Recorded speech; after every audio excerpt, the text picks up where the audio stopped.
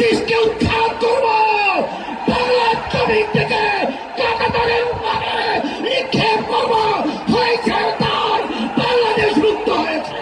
জুলাই সনদেই যদি আপনি গণতন্ত্রের প্রতি শ্রদ্ধা না দেখান, জাতীয় নির্বাচনে আপনি শ্রদ্ধা দেখাবেন কিভাবে? অতএব ফ্যাসিবাদের দাবির কাছে বাংলাদেশের জনগণ মাথা নত করবে। যে ভাষায় বললে সরকার বুঝবে, আমরা সেই ভাষায় প্রয়োগ করবো, সেই কর্মসূচি ঘোষণা করবো ইনশাআল্লাহ। জুলাই সনদ বাস্তবায়ন, জাতীয় নির্বাচনের আগে গণভোট আয়োজন এবং পিআর পদ্ধতিতে জাতীয় নির্বাচন সহ 5 দফা দাবিতে আন্দোলনরত 8 দলীয় জোটের যৌথ সমাবেশ সোমবার 11 নভেম্বর রাজধানীর পল্টন মোড়ে অনুষ্ঠিত হয়।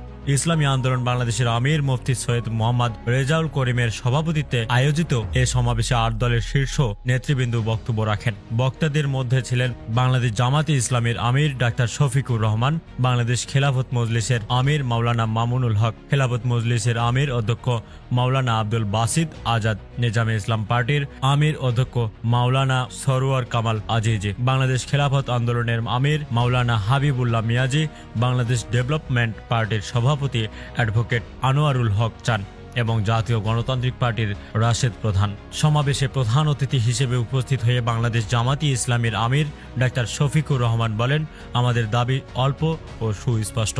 যারা জুলাই বিপ্লবকে কোনো স্বীকৃতি দেবে না, তাদের জন্য 26-এ কোনো নির্বাচন নেই। 26-এ নির্বাচন দেখতে হলে জুলাই বিপ্লবকে স্বীকৃতি দিতে হবে, আর সেজন্য জুলাই সনদের আইনি ভিত্তি নিশ্চিত করতে হবে। আমাদের দাবি খুব বেশি নয়, অস্পষ্ট নয়, দাবি খুবই সুস্পষ্ট। 1 নম্বর দাবি হচ্ছে জুলাই বিপ্লবকে স্বীকৃতি দিতে হবে। যারা জুলাই বিপ্লব মানবেন না, তাদের জন্য 26 সালে কোনো নির্বাচন নাই।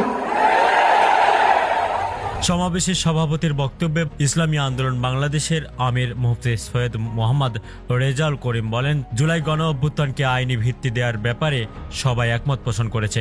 এখন গণভোট আগে না হলে জাতীয় নির্বাচন করবেন কোন আইনে? গণভোটের মাধ্যমে জুলাই সনদ আইনি ভিত্তি পেলেই জাতীয় নির্বাচনও আইনি ভিত্তি পাবে। আপনারা জাতীয় নির্বাচন করবেন কোন আইনের ভিত্তিতে? সেই আইনের ভিত্তি হলো জুলাই সনদ যখন আইনি ভিত্তি পাবে, তখন জাতীয় নির্বাচন আইনি ভিত্তি তৈরি হবে, অবৈধ নির্বাচন হবে। সোমবার দুপুর 2টায় সমাবেশ শুরু হলেও দুপুর থেকেই পল্টন ও তার আশেপাশের এলাকা লোকে লোকারণ্য হয়ে যায়। নেতৃবৃন্দের বক্তব্যের পরেই আসরের আগে পীর সাহেব চরমনায়ের দোয়া ও মোনাজাতের মাধ্যমে সমাবেশ সমাপ্ত হয়। মোহাম্মদ সজল মিয়া, ফেজ দ্য পিপল, ঢাকা।